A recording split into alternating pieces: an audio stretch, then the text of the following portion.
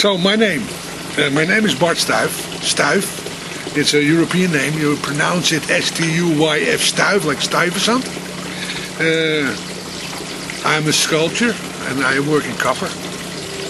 Yes, the way I started working was actually kind of accident. I mean, I was renovating the house and I was replacing a window, and above the window was copper. And I come from Europe and they never have copper because copper is too expensive. And so I took the flashing off, the copper flashing, and I banged my first ashtray. I was still smoking then, and I still like it, smoking. So I banged my first ashtray. That's how I started, actually.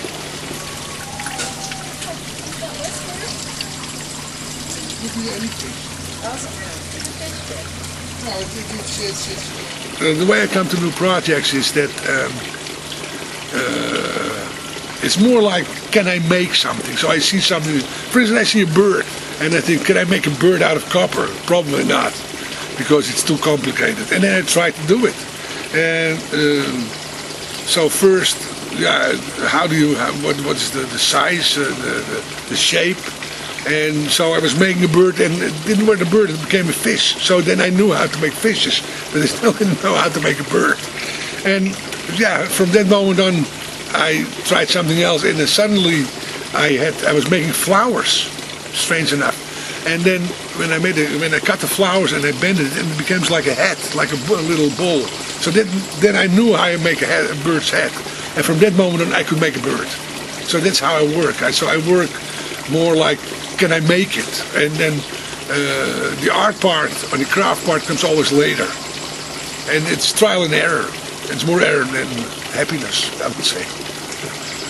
I have some favorite things. I like to work on these frogs, for instance, frogs, because they have a kind of when I start, it's just a piece of copper, and it has no feeling, it has nothing.